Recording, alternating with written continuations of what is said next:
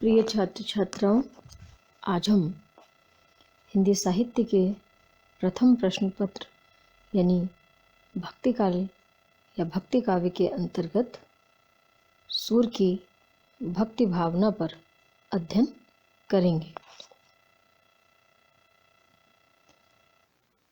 भक्ति शब्द जिसका अर्थ है भगवान का सेवा प्रकार। शांडिल्य भक्ति सूत्र में लिखा है कि ईश्वर में परम अनुरक्ति ही भक्ति है।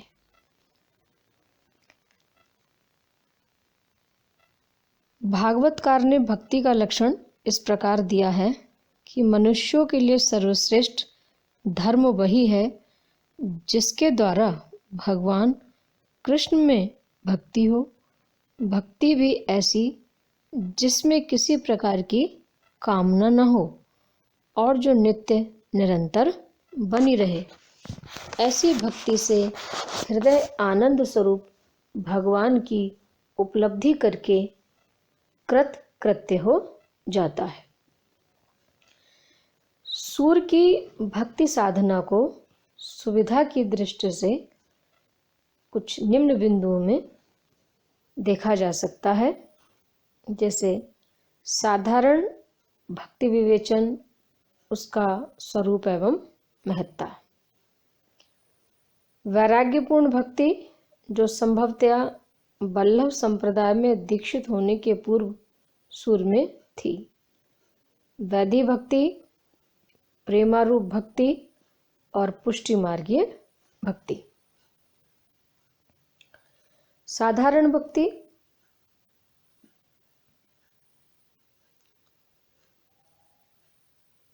सूर के मत से इस प्रपंचात्मक संसार से छूटने का एकमात्र उपाय हरि भक्ति ही है।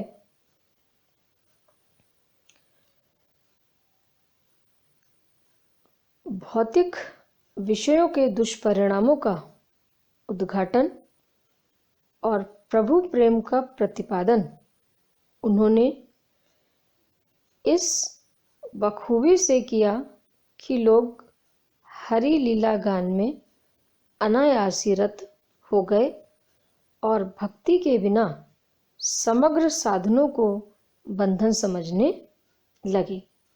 हरि का भक्त समहरि रूप स्वरूप हो जाता है, पर ब्रह्मा और महादेव से भी महान है।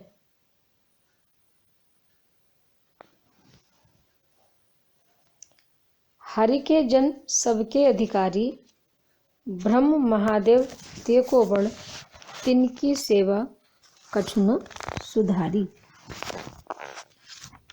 अर्थात जिस पर हरि की कृपा हो जाती है उसे फिर किस बात की कमी। सूर का व्रत तो यही है कि मनुष्य कृष्ण भक्ति द्वारा ही इस भव सागर को पार कर सकता है। विनय के सारे पद इसी प्रकार की भक्ति भावना से भरे हुए हैं। मनुष्य जन्म बड़ी कठिनता से प्राप्त होता है, उसे यूं ही नहीं गंवाना चाहिए।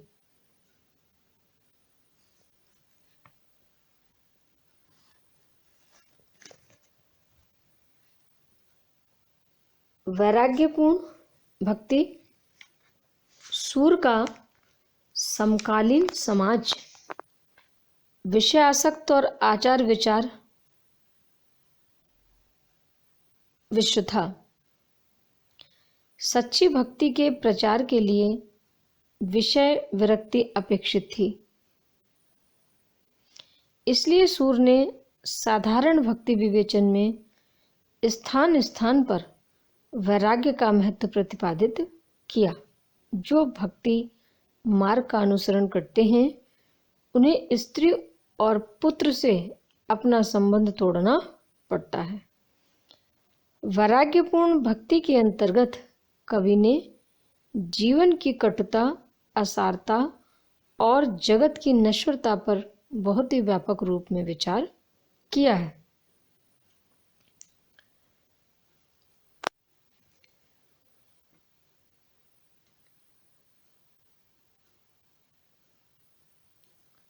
वैधि भक्ति सूर्य यद्यपि भक्ति के साध्य रूप को ही महत्व देते थे और प्रेम ही उनकी साध्य रूपा भक्ति का आधार है, फिर भी स्थान स्थान पर हमें सूर सागर में वैधि भक्ति के उदाहरण भी मिल जाते हैं। गोपियों को प्रेम भक्ति का आश्रय मानकर उनके माध्यम से सूर ने अपने सिद्धांत का भी प्रतिपादन किया है। वैधि अथवा नवदा भक्ति का विवेचन हम कुछ इस प्रकार देख सकते हैं। श्रवण, स्मरण एवं कीर्तन, इन तीनों का संबंध भगवान के नाम के महत्व से है। भगवान की महत्ता प्रतिपादित करने वाले सूर ने अनेक पद लिखे हैं। भगवान के नाम से बड़े बड़े पापी तर जाते हैं। को ना तरियो हरि नाम लियो।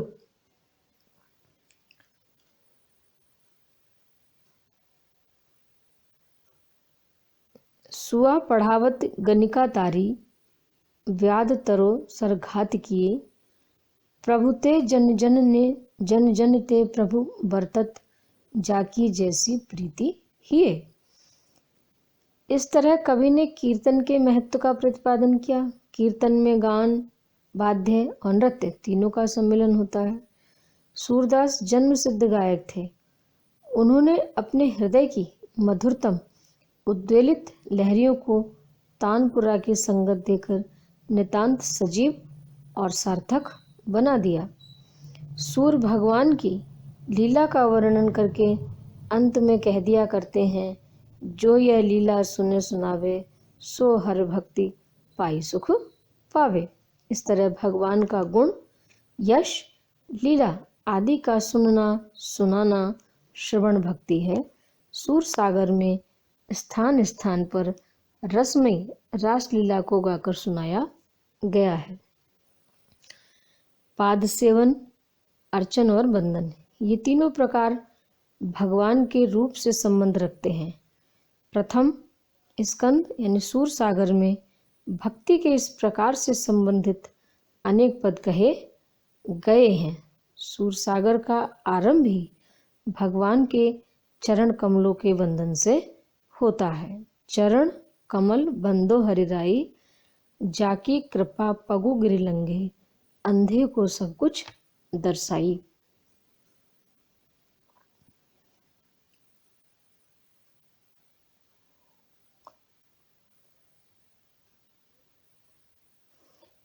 श्रद्धा सहित भगवान के स्वरूप की उपासना अर्चना कहलाती है। वल्लभ संप्रदाय में अर्चना का बड़ा महत्व है। इस संप्रदाय के मंदिरों में आठों पहर एक प्रकार की अर्चना का विधान है।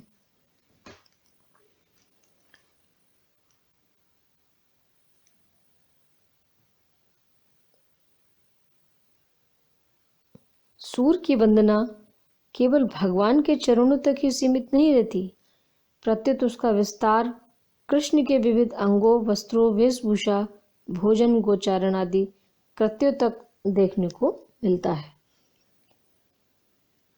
निश्चय ही सूर की वंदना शतमुखी होकर सूर सागर में बहती दिखाई दे रही है। दास्य, सख्य और आत्म निवेदन, ये तीनों मानसिक भाव हैं और भक्ति रस के उत्पादक हैं। इस प्रकार की भक्ति की दो अवस्थाएं होती हैं, प्रेम अवस्था और भाव अवस्था। सूर ने भक्ति के इस रूप में भागवत की तरह से जाति पाति को विशेष महत्व न देकर भगवान की भक्ति को खास महत्व दिया है। जाति पाति को पूछत नहीं श्रीपति के दरबार में। सूर ने आत्मनिवेदन की स्थिति में तन्मयता की अवस्थिति को हर रूप में प्रत्यक्ष करके अपने सामने देखा है। एक स्थान पर वो कहते भी हैं, मेरो मन अनत कहाँ सुख पावे, जैसे उड़ी जहाज को पंछी फिर जहाज पर आवे। शांता भक्ति सूर ने शास्त्रीय ढंग से कहीं इसका विवेचन नहीं किया है, फिर भी उनके भक्त हृदय से निकली हुई स्वाभाविक उक्तियों में इनके अनेक चिन्ह मिल जाते हैं। शांत रस का स्थायी भाव निर्वेद है, वह निर्वेद जो तत्व ज्ञान से उत्पन्न होता है। वैराग्य, दैन्य, विनय आदि भावों से प्रेरित होकर सूर ने जो पद लिखे हैं उन्हें शांत भक्ति विषयक पद कहा जा सकता है। सख्य भक्ति। पुष्टि संप्रदाय में सख्य भाव की भक्ति का बड़ा महत्व है। सूर के सखा भाव में यह विशेषता है कि उसमें एक ओर तो मनोवैज्ञानिक रूप से मानवीय संबंधों का निर्वाह किया गया है और दूसरी ओर भक्तिभाव को पूर्ण तल्लीनता की अनुभूति भी की गई है। सूरसागर में बाल लीला, गोचारण लीला और सुदामा दारिद्र्य विदारण, ये तीनों स्थल सख्य भक्ति के हैं। वात्सल्य। सख्य भाव की भक्ति के समान ही सूर की वात्सल्य भक्ति भी बड़ी महत्वपूर्ण है। मनोवैज्ञानिक दृष्टि से देखा जाए तो वात्सल्य भक्ति अन्य सब प्रकार की भक्तियों से उच्च प्रतीत होती है, क्योंकि वात्सल्य भाव में किसी भी प्रकार के स्वार्थ की गंध तक नहीं होती। यह अतः इसे हम निष्काम भक्ति का पोषक कह सकते हैं। और सूरसागर वात्सल्य रस का अथाह सागर है।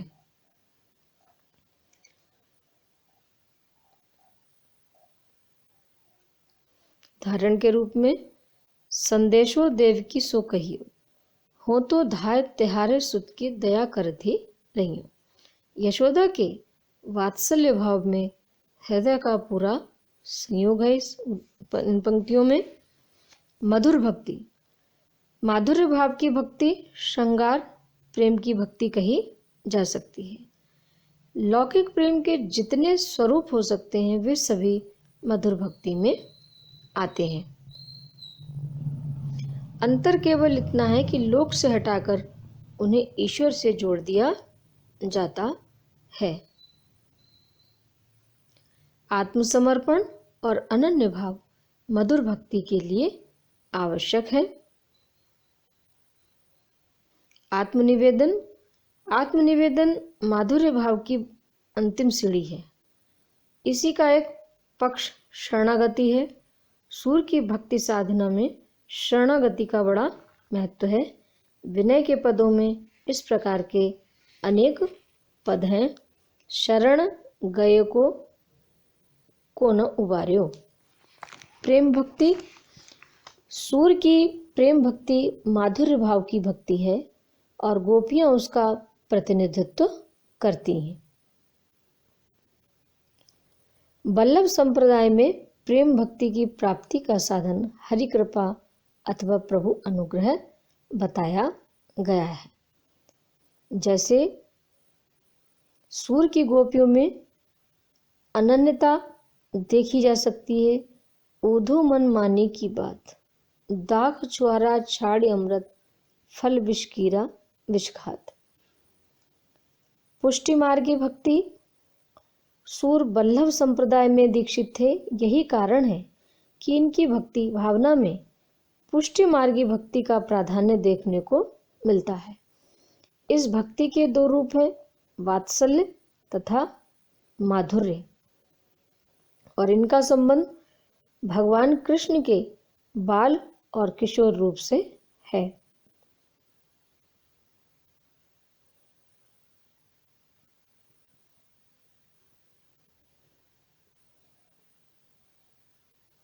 पुष्टि मार्गी भक्ति में सखा भाव की प्रधानता है, क्योंकि सखा ही संकोच रहित होकर अपने आराध्य की बाल लीला और यौवन काल के आकर्षक और मधुर चित्र प्रस्तुत कर सकता है। सूरदास ने यही किया है।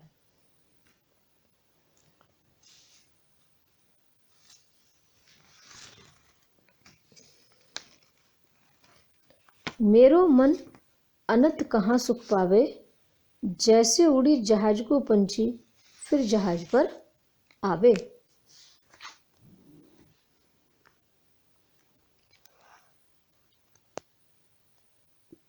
पुष्टि मार्गी भक्ति के अंतर्गत कृष्ण के बाल और किशोर रूपों में सूर्य ने जहाँ एक और जीवन के विविध रूपों की झांकी प्रस्तुत की है, वहाँ उनकी दृष्टि अपने परम आराध्य के मधुर रूप को उकेरने में भी इतनी अधिक तल्लीन हो गई है कि वे संसार से खो गए हैं और संसार उनसे खो गया है।